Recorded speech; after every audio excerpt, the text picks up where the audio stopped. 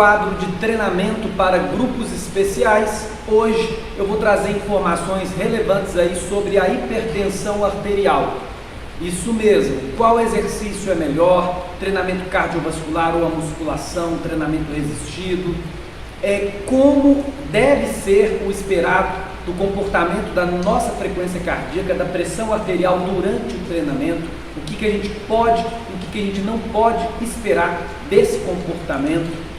Vou trazer questões interessantes, e desmistificar um pouco alguns mitos do senso comum sobre o treinamento de força, sobre realizar a manobra de Valsalva durante o treinamento, se eu posso ou não posso trabalhar em capacidade máxima, chegar em falha concêntrica, quais protocolos de treinamento cardiovascular é mais interessante para fazer com o indivíduo hipertenso, e vou tentar orientar você de forma geral sobre como devemos treinar para realmente ter impacto do ponto de vista hipotensor, para a gente realmente conseguir reduzir a pressão arterial com o treinamento, com o exercício físico. Aproveito aí para pedir já o like no vídeo, e se você está interessado em pular algumas partes e ir para um local mais específico do vídeo para responder uma questão que te interessa, é só você clicar aí, olha, abaixo nessa divisão que nós fizemos para te localizar melhor o minuto que eu falo do tema que pode ser o tema do seu interesse, ok? Então vamos lá para um panorama geral da hipertensão. Resumidamente falando, pessoal, a hipertensão arterial ela pode ser caracterizada como um aumento patológico da pressão arterial. E a gente sabe que a pressão arterial ela se divide entre a pressão sistólica, que é a contração, onde o coração vai fazer o bombeamento, então ele contrai, e a pressão diastólica, onde ele relaxa e a gente tem ele enchendo de sangue o coração para posteriormente realizar um novo bombeamento. Então, sabemos também que o aumento anormal da pressão arterial ele está ligado a inúmeras doenças fatais, o infarto agudo do miocárdio, o acidente vascular cerebral, também doenças renais, e é de subimportância, pessoal, fazer exercício físico, não ser uma pessoa sedentária, nem deixar com que o percentual de gordura ele aumente demais no seu corpo, como estratégia de prevenção desse aumento anormal da pressão arterial, ok? Vou te mostrar uma tabela aqui, que é uma tabela que é a 7ª diretriz da Sociedade Brasileira de Cardiologia, que hoje vai trazer os novos parâmetros que a gente pode esperar da pressão arterial. Então vamos lá, pessoal, dá uma olhada na tabela aí acima, a gente tem como pressão considerada normal a famosa 12/8, E quando o aluno ele já chega aqui com um nível um pouquinho acima, a gente está falando aí entre 12 a 14 e entre 8 a 9 da diastólica, 14/9, por exemplo, ele é considerado um aluno pré-hipertenso, Ele está quase chegando já a ser um aluno considerado hipertenso. E aí, como uma estratégia que o médico vai orientar esse sujeito, o exercício nesse grau de hipertensão ele pode funcionar bem já para o indivíduo não precisar de entrar com fármaco. Então, muito desses alunos que a gente faz um diagnóstico como pré-hipertenso, já é um alerta vermelho aí para a gente regularizar os hábitos de vida, a alimentação e também fazer o exercício físico para não se tornar hipertenso, ok? Mas vamos supor que você vai iniciar uma atividade e a sua pressão arterial ela já bata o estágio 1. Olha lá, entre 14 e 160 aí a pressão sistólica e entre 9 a 10 aí a pressão diastólica. Então você já está no grau de hipertensão 1. Quem faz o diagnóstico de hipertensão, pessoal? Obviamente é um médico que vai fazer um exame de mapa com você, vai colocar aquele aparelho de pressão e toda hora ele vai bombar e relaxar.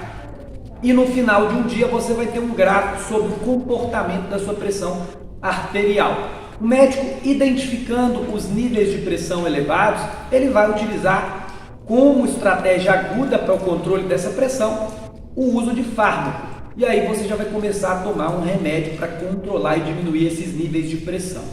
O exercício físico é parte do tratamento da hipertensão arterial, auxiliando aí a combater esse aumento de pressão. Isso porque o exercício ele atua como efeito hipotensor. No pós-treino a gente tem um efeito hipotensor considerável e quando a gente faz o exercício de forma crônica, esse efeito hipotensor ele se torna uma normalidade na nossa vida. Então, voltando à tabela, a gente tem como grau de hipertensão 2, os níveis lá de 160 até 179, 180 na pressão arterial sistólica e na pressão arterial diastólica o nível de 100 a 110. E o grau de hipertensão 3 está ligado acima de 180 na pressão sistólica e acima de 110 ou igual, da pressão diastólica. Pessoal, cabe lembrar também que se você chegar para fazer exercício físico entre uma pressão aí 16 por 10 ou uma pressão relativa, uma pressão absoluta entre 18 por 11, já não pode nem iniciar a atividade. A gente tem que voltar no cardiologista, fazer um controle dessa pressão arterial para a gente iniciar a atividade com segurança. E temos um dado trágico, de aumento da hipertensão arterial ao longo do mundo, principalmente em países subdesenvolvidos, os países mais pobres.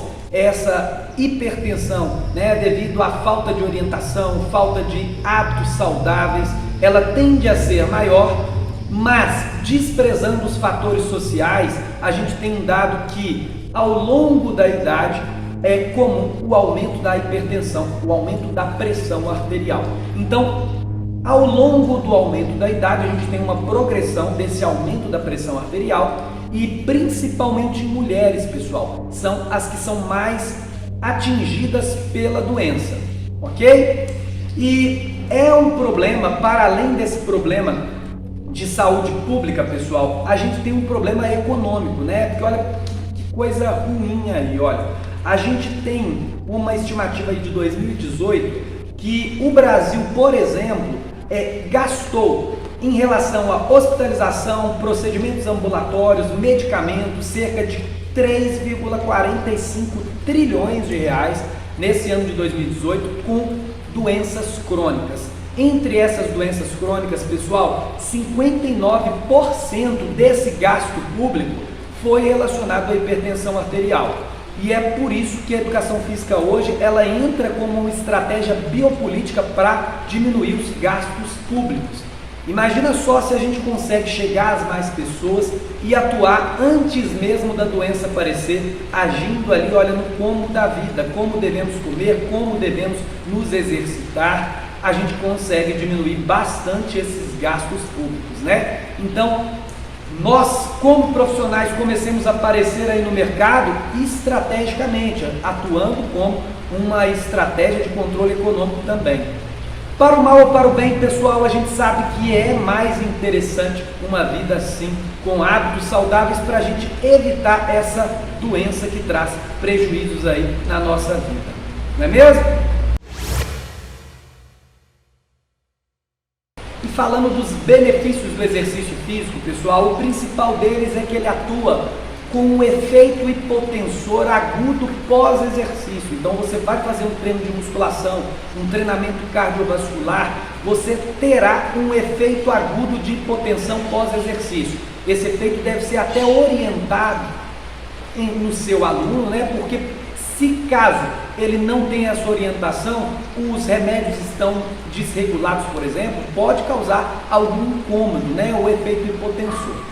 Então, é muito interessante a gente fazer um treinamento cardiovascular ou um treinamento de musculação e no pós-exercício a gente já vê um efeito agudo de hipotensão arterial. Se esse efeito ele se torna crônico, a gente tem uma rotina de exercício físico, a gente tem um aumento hipotensor. Artigos vão mostrar aí, pessoal, que para indivíduos de hipertensão grau 3, o exercício pode funcionar até mesmo melhor do que o remédio. A gente tem uma aulinha aí sobre que a gente compara, o exercício físico com o uso de fármaco, qual seria o melhor? E aí você pode ver essa publicação lá que é muito interessante. Então olha lá, pessoal, esse efeito agudo de hipotensão pós-exercício, ele pode durar minutos ou até mesmo horas. Então o exercício físico é uma forma de tratamento da hipertensão arterial, para além da prevenção dessa hipertensão arterial. Lembre-se disso. E vamos agora de recomendações gerais. A gente vai passar por essas recomendações de maneira bem breve agora, e depois eu vou descer um pouquinho mais no assunto, tá? Mas olha só, essa tabelinha que eu estou deixando aqui do lado, acompanha a leitura dessa tabela comigo.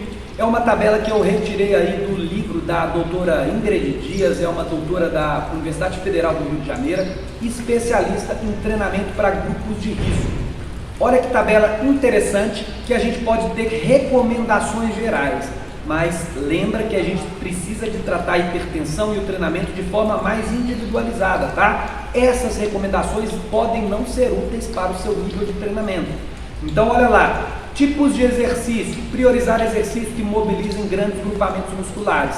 O que seria isso, pessoal? Em vez de a gente trabalhar um exercício isolado, uma rosca direta que só trabalha o bíceps, a gente vai priorizar exercícios como uma remada, que vai trabalhar o bíceps, a deltoide anterior, o latíssimo do dorso, ou então o supino, que trabalha a deltoide anterior, o tríceps, também peitoral. Ou então a gente vai priorizar, ao invés do extensor de joelhos, que trabalha o quadríceps de forma isolada, a gente vai priorizar um agachamento, que trabalha o quadríceps, o glúteo, os isquiotibiais, que é a posterior de coxa.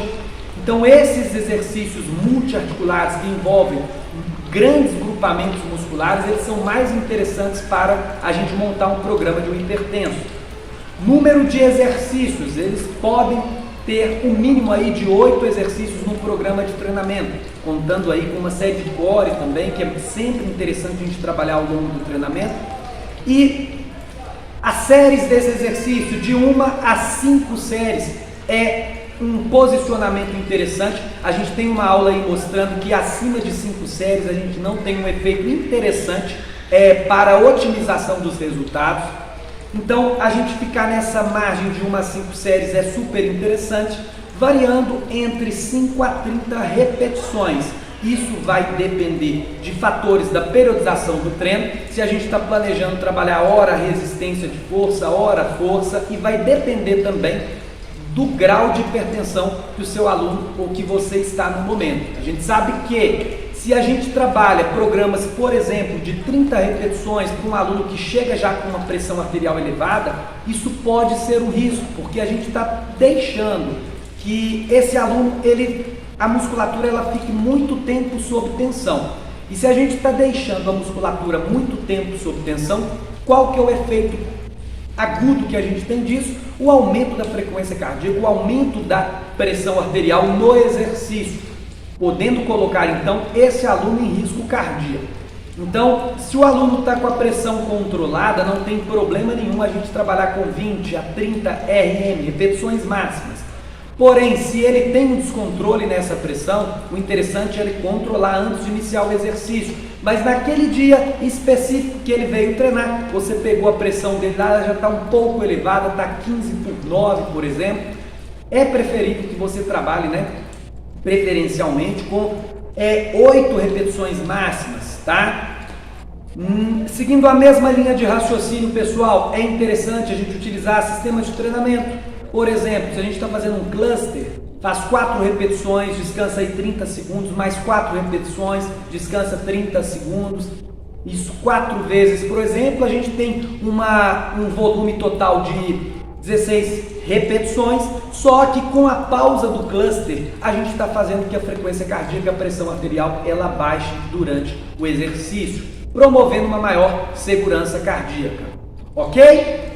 Essa lógica também serve para exercícios cardiovasculares, ou seja, se nós trabalhamos com protocolos de HIIT curto ou HIIT longo, de intermitência, eu faço um pico de explosão, minha frequência cardíaca ela vai lá para os 180, 190 batimentos por minuto, e depois eu tenho um descanso. Um exemplo, 30 segundos de intensidade, 1 minuto e 30 de recuperação. A gente está tendo aí um pico de frequência cardíaca seguido de uma uma regulação dessa frequência cardíaca e essa pressão arterial, ou seja, mostrando que HIIT curto, HIIT longo, protocolos de sprint, né? A gente explode e depois recupera, protocolo de Resist Intensive Training, podem ser protocolos interessantes para a gente trabalhar com o nosso aluno hipertenso. Obviamente, depois de fazer um teste de condicionamento físico, um teste de VO2, que a gente vai identificar, né, a zona de trabalho de frequência cardíaca desse aluno, ok? Intervalo de recuperação, pessoal, intervalo de 1 a 2 minutos, sendo intervalos mais longos, mais eficazes para restabelecer os níveis pressórios.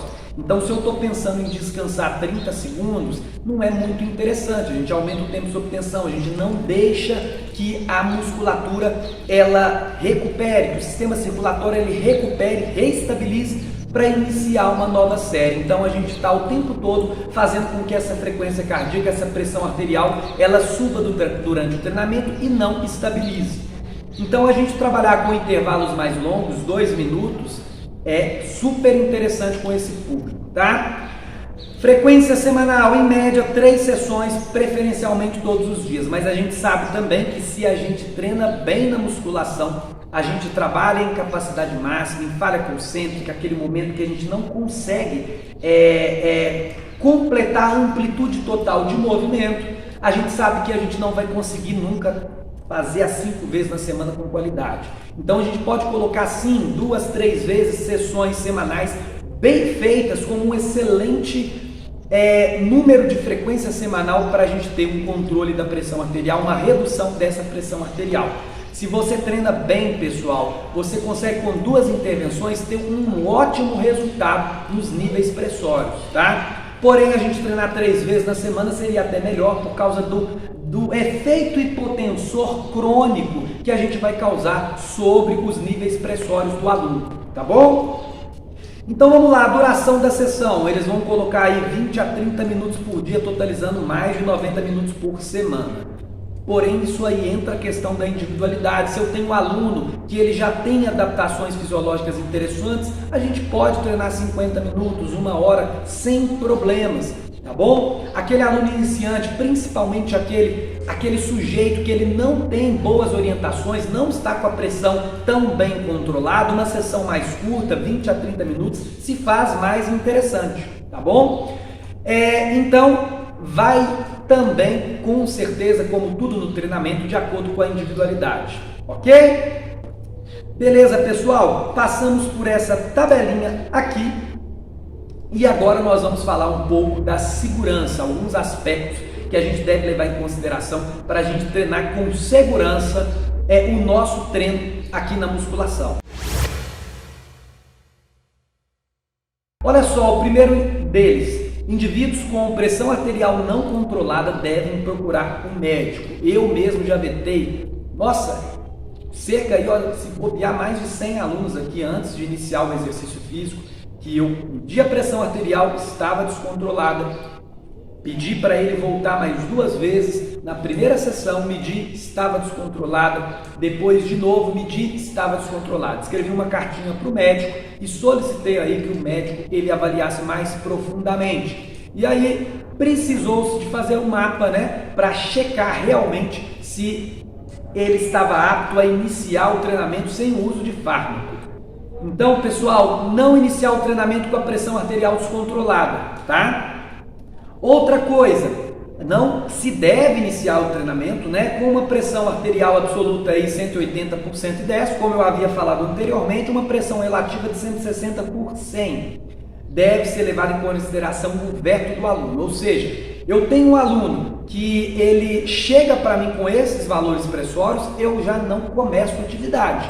Abaixo disso, nós podemos até começar a atividade. Por exemplo, ele chegou com 15 por 9. Desde que a gente trabalhe com maior segurança cardíaca, por exemplo, fazer o duplo produto. O que é o duplo produto? Eu acabei de fazer uma série de supino e aí eu vou lá, pego a pressão arterial, eu escolho a série de grande grupamento, que elas promovem um impacto maior sobre a pressão arterial desse indivíduo. Eu pego a pressão arterial, avalio a frequência cardíaca, eu vou multiplicar um pelo outro e os valores, se derem abaixo de 30 mil, promovem aí uma segurança cardíaca para esse aluno, né? E obviamente, se ele chegar com valores elevados de pressão arterial, nós devemos utilizar estratégias aí de recuperação maior, número de repetição menor no treino desse aluno para que seja saudável a intervenção, ok? Vamos lá para o terceiro tópico, estar a par dos efeitos colaterais causados pelo uso do fármaco. Então, por exemplo, pessoal, eu tomo beta-bloqueador, certo? Eles podem afetar adversamente a função termorregulatória, aumentando assim o risco de uma hipoglicemia na musculação. Hipoglicemia é quando falta glicose, a gente fica com a vista embaçada, tremura, tá? Fica fraco.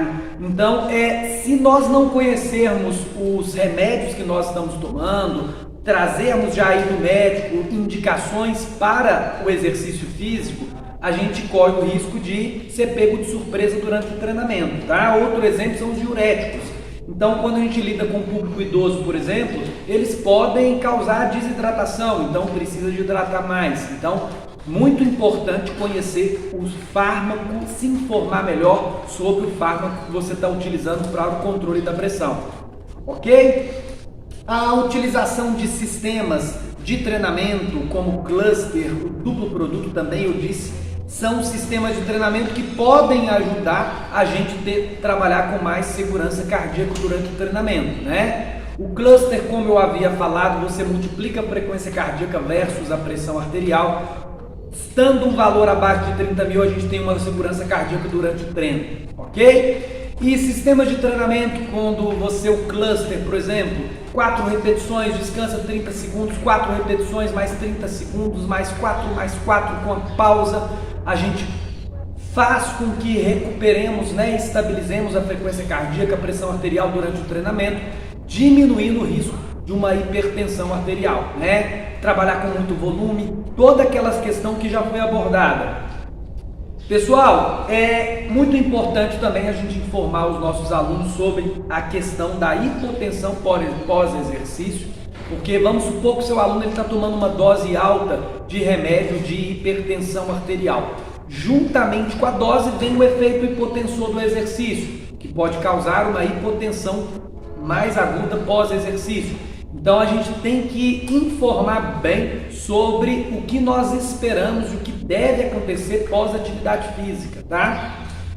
E pessoal, reavaliação é fundamental, tá? Para a gente perceber se a gente está conseguindo diminuir o percentual de gordura, se a gente está conseguindo aumentar o nosso condicionamento físico, né? Através do teste de VO2, se a gente está conseguindo uma melhor resposta do débito cardíaco.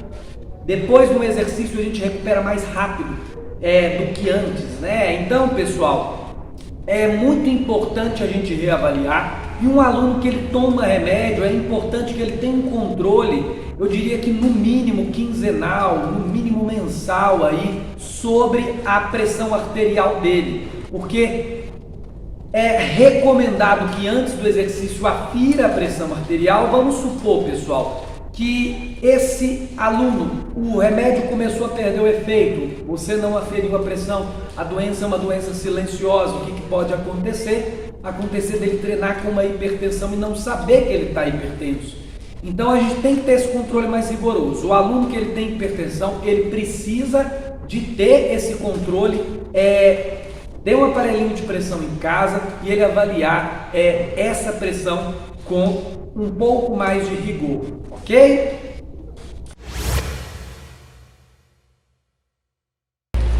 Então vamos lá, pessoal, falando brevemente algumas indicações que nós precisamos de ter em relação à alimentação.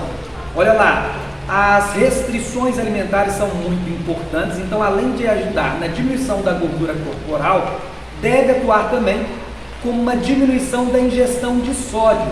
Isso é papo de nutricionista, pessoal, mas a gente sabe que o exagero do sódio na comida, o exagero do sal, ele aumenta o consumo de água do organismo, que consequentemente vai aumentar o volume de retorno venoso e o volume sistólico, aumentando consequentemente a pressão arterial. Então, do ponto de vista alimentar, obviamente, né, a nutricionista ela vai programar uma dieta. Lembra daquele papo reto que a gente teve sobre alimentação? Número de proteína adequado, número de carboidrato adequado, preferencialmente aí alimentos de verdade, número de vitaminas adequado, número de ingestão de água adequada ao longo do dia. Uma nutricionista ela pode gerir bem esse processo de alimentação no seu caso. E caso você não vá consultar uma nutricionista, pessoal, tome cuidado com o sal na comida, né? Com o alto índice de sódio. Uma nutricionista ela vai conseguir metrar bem e retirar aqueles alimentos que são prejudiciais para você, hipertenso, pré-hipertenso. E olha lá, pessoal, eu vou falar algumas coisas aqui muito interessantes agora, que está ligada ao comportamento da pressão arterial durante o exercício. Eu vou trazer trechos aí de aulas, né, do professor doutor Rafael Carvalho, um especialista em fisiologia do exercício, e que traz informações extremamente relevantes para a gente trazer para a prática da musculação e do treinamento cardiovascular, tá bom? Olha lá, qual é o comportamento que nós devemos esperar da pressão arterial durante o exercício aeróbico? Olha, que interessante, pessoal, no exercício aeróbico, o que vai acontecer? A pressão arterial sistólica, ela vai aumentar. Contudo, a gente não espera que a pressão arterial diastólica ela aumente, tá? Então, falando de pressão arterial sistólica, ela pode chegar até 200, 240 mililitros de mercúrio. Isso vai depender da individualidade mesmo, a gente não tem como cravar, pode chegar até determinado ponto. Mas a gente sabe que é esperado como comportamento normal que essa pressão arterial sistólica ela aumente. Porém, diferentemente do treinamento de força, a pressão arterial diastólica ela não vai aumentar. Ela começou com 80 diastólica lá no final do exercício, durante o exercício deve se manter a 80, tá? Se a gente tem uma alteração de 10, 100 mililitros de mercúrio, você já é considerado acima desse valor de 1 mililitro por mercúrio, considerado um valor anormal de aumento da pressão arterial diastólica. Porque, pessoal, alguma das explicações, falando de maneira bem geral para você, sobre o treinamento aeróbico, é que com a atividade, o exercício cada vez ficando mais intenso, é de se esperar o aumento da pressão arterial sistólica, mas o diastólico não, porque a gente vai ramificar o sangue durante o exercício, vai abrir as paredes das veias, das artérias, então vai dilatar, vai promover uma vasodilatação. Então, aumenta no bombeamento, na sistólica, e na diastólica o sangue do coração ele vai ejetar, porém ele vai ter local para ser armazenado pelas ramificações, pelo processo de vasodilatação.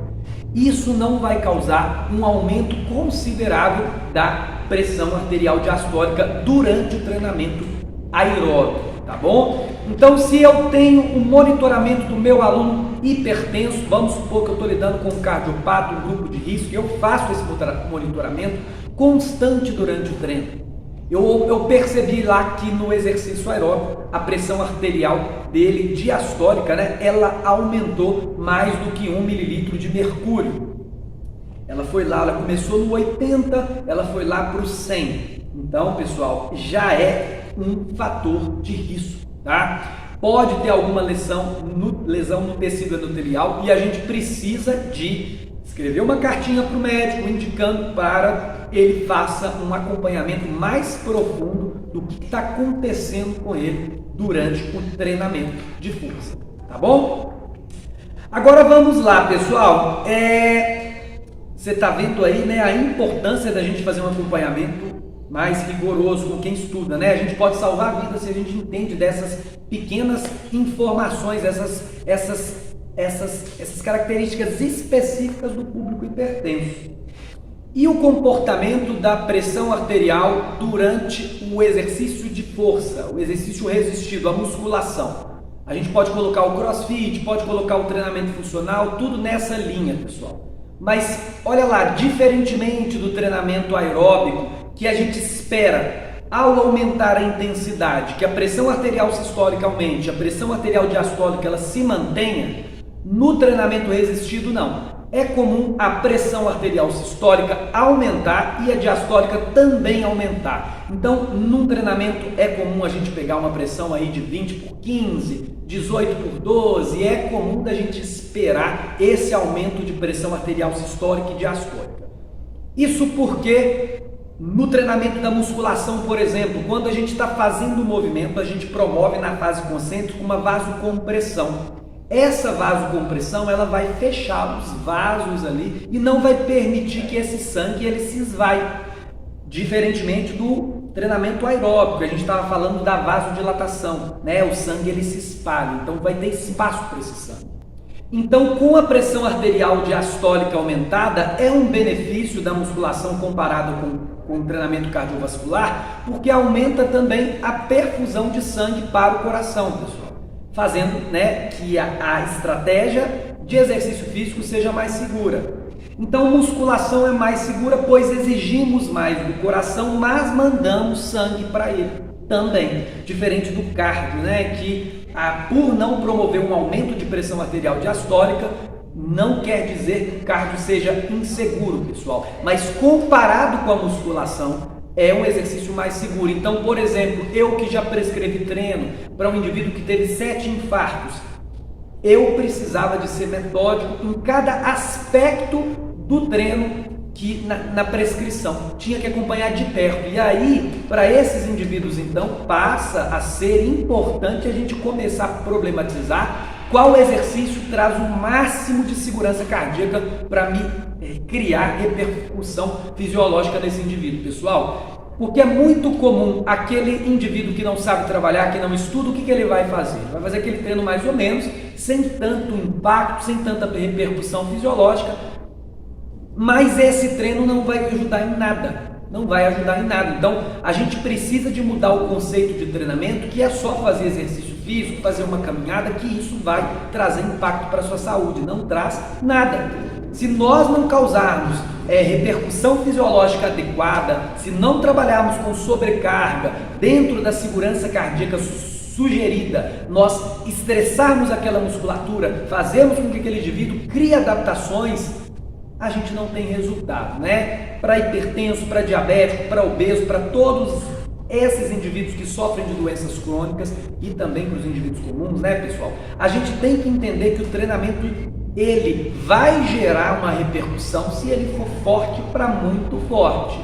Um treinamento médio, leve, ele pode gerar uma repercussão fisiológica em você no início, que você é sedentário, está com um condicionamento físico baixo, apresenta níveis baixos de resistência de força, porém, ao dar continuidade, a gente precisa de fazer as coisas com mais rigor e com mais intensidade, ok?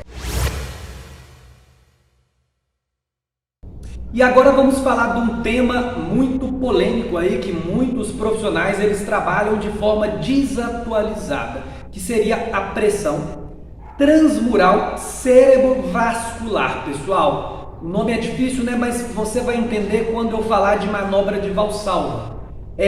Muitos profissionais eles não recomendam a manobra de Valsalva para o hipertenso, né? A tese é que se eu faço a manobra de Valsalva, que é nada mais, pessoal, nada menos que um movimento involuntário que o nosso corpo faz ao trabalhar próximo da capacidade máxima. Então vamos supor que eu estou fazendo um bíceps e estou chegando próximo à falha concêntrica, eu vou prender a respiração para conseguir levar o peso acima, entendeu? Na literatura isso tem o nome de manobra de Valsalva e há muito ela foi proibida para hipertensos, pensando que a gente aumentaria a pressão intracraniana, tá? Ok, então vamos considerar a pressão transmural cerebrovascular. A gente precisa de manter essa pressão controlada, tá? E olha como que a gente controla essa pressão, pessoal. O cálculo para a gente saber como se dá, né, essa pressão transmural cerebrovascular seria a pressão arterial sistólica menos a pressão intracraniana. Então olha lá, pessoal, se eu faço a manobra de Valsalva, eu aumento a pressão intracraniana, correto? Sim. E se eu aumento a pressão intracraniana, eu reduzindo pressão arterial sistólica menos a pressão intracraniana, eu produzo assim, já que a pressão sistólica aumentou uma menor pressão transmural cérebrovascular. Então, antes se pensava que fazer manobra de Valsalva era contraindicado porque aumenta a pressão intracraniana. Porém, pessoal, se a gente pensa na pressão transmural cérebrovascular, a gente precisa sim aumentar a pressão intracraniana como um mecanismo compensatório do aumento da pressão arterial sistólica. Então, sim, é recomendado a manobra de Valsalva na musculação, tá?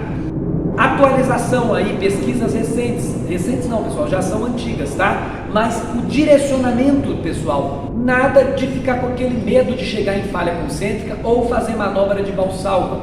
Na verdade, você está percebendo agora que isso é positivo sim. Então, eu devo incentivar meu aluno a fazer a manobra de Valsalva?